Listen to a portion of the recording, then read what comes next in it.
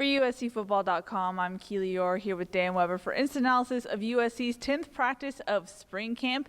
It was shoulder pads and shorts only for the Trojans today. I thought it picked up pretty much in the 11-on-11 period, the latter portion of practice. It seemed very competitive. It seemed like the defense almost had a mean spirit to them, and they're not really going to give this offense a break out here. No, I mean, I thought there were, some big hits. They didn't want to give them, anything on the run game.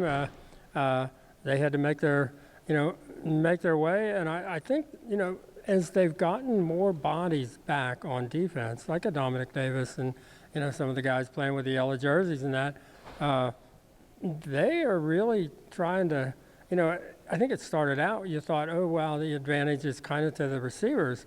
Now, numbers and all that might be advantage to the defensive backs, and they're not backing off in the one-on-ones and the 7-on-7s. They're really, they're really making them work hard. There are 2 interceptions today, and both really nice plays. If you make a mistake against them, they'll pick the ball off. So, but it's competitive. I think any day that it's competitive, that's a really good day. Yeah, I think it's not saying a lot too much, though, that the defense has the upper hand on the wide receivers, because the wide receivers and both the DBs are very limited in depth. Offensive coordinator Graham Harrell was talking about that today. He said usually in an air raid you have 14 to 18 wide receivers. Today they only had 7, so it's a kind of a struggle for the wide receivers to get those reps in and have that energy throughout the whole practice.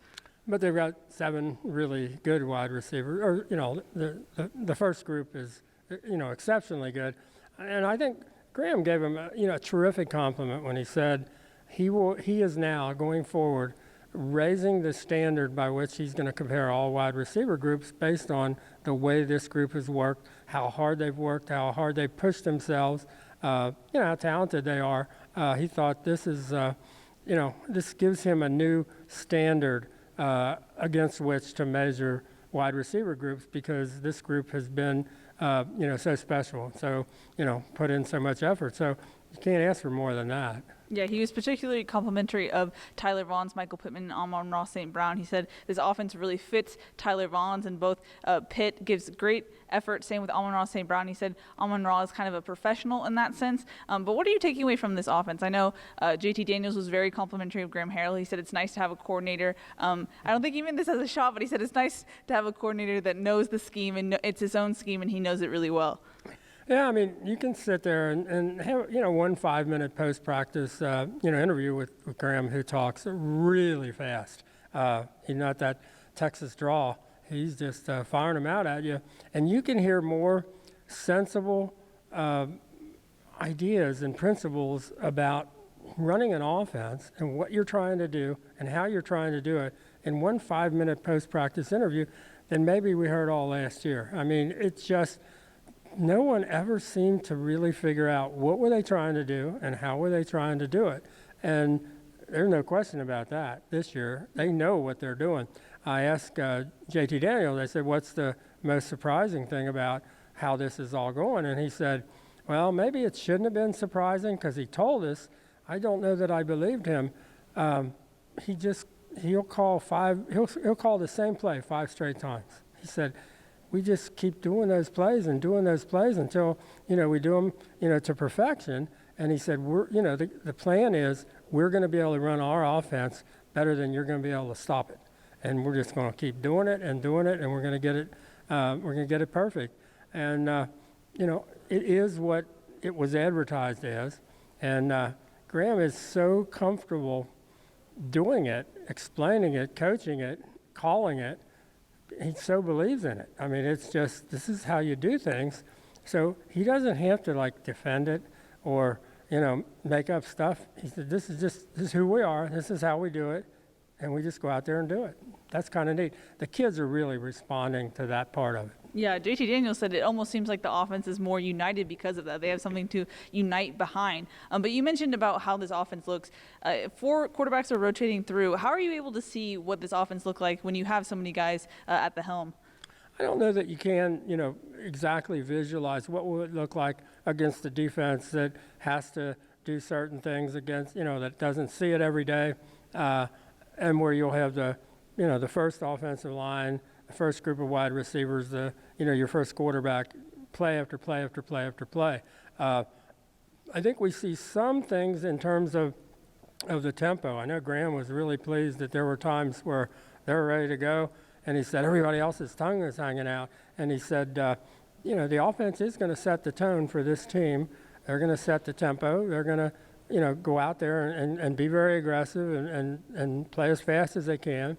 And without being out of control, you don't ever get the sense that they're trying to hurry or that they're, trying to, do stuff faster than they can do it. It's just they keep doing it and lining up and doing it.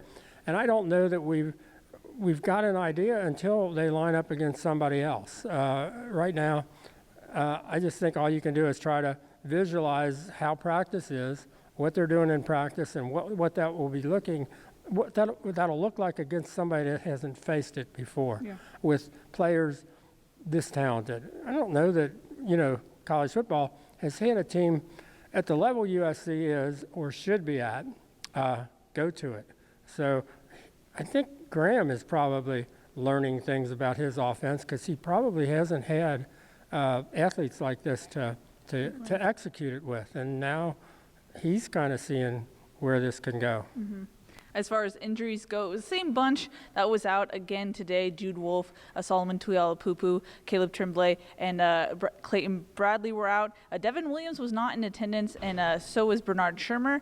Josh Follow was limited. He came out with a yellow non-contact jersey, but he ended the practice with ice on his left shoulder. He tried to do some individual drills, but I think they limited him pretty quick. What did you see from the effort that Josh Follow gave today? Yeah, it was the fact that he was out there right away in a yellow jersey. I think that's always a real plus. So if you go out Saturday and first day back is Tuesday, and there you are out there, running patterns, catching passes, and all that. I'm sure it was do it as much as you can. We'll get ice on it, and the good news there is it can't be so serious that he wouldn't be out there in pads and running stuff. So I thought we saw another Brandon Keely.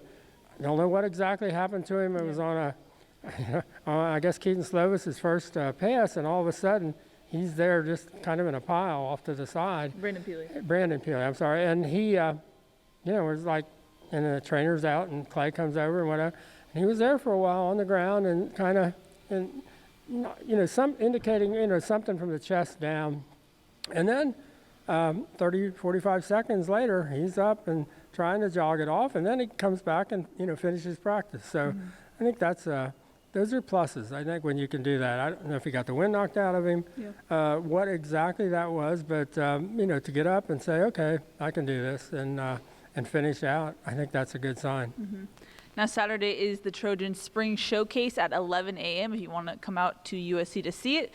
Dan, what are you expecting for that? What expectations should fans have for that day?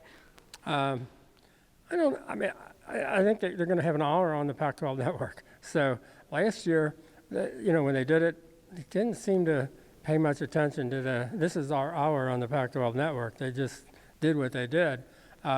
This year, I would think a little kind of like what we saw last week. I think we'll see some, 11-on-11 periods and maybe, some 7-on-7 and maybe some of the pass block, pass, stuff like that.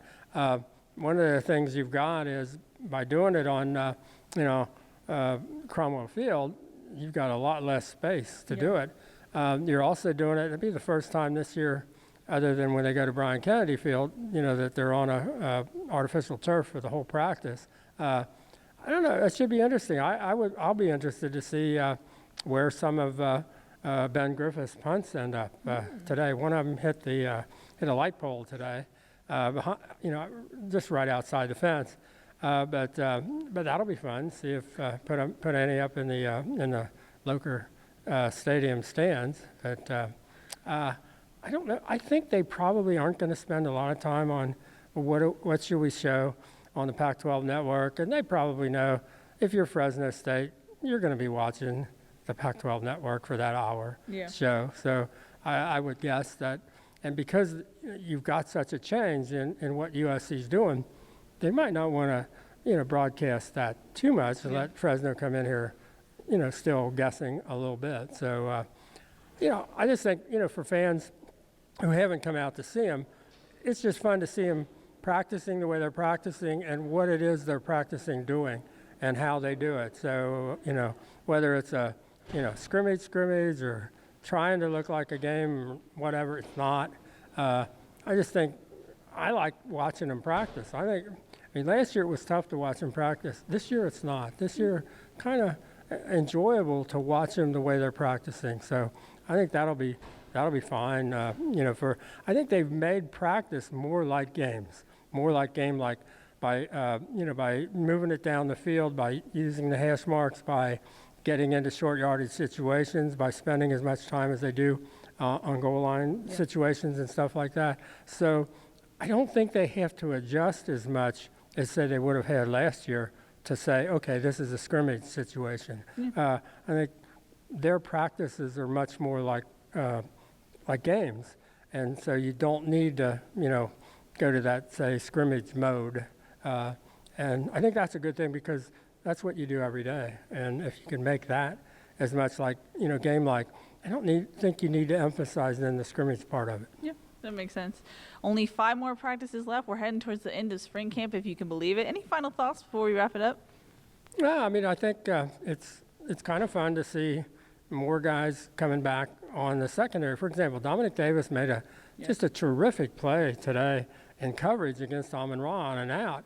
And the sideline just erupted on the defensive side because they were so thrilled that, Amon-Ra had made a really good cut, and I think it was JT was throwing it, and a really, well delivered on time ball, and Dominic was right there, and everybody just went, just his buddies, and I think it was Greg Johnson and Isaiah and the yellow jersey guys and they just were thrilled to death. That's pretty cool. You really like to see that. Yeah, agree. I think Dom had a pretty good day today, too. First good day we've seen from him since he's been back from his injury. But that's going to wrap it up for day 10 of USC Spring Camp. For Dan Weber, I'm Keely Orr. For more, check out uscfootball.com.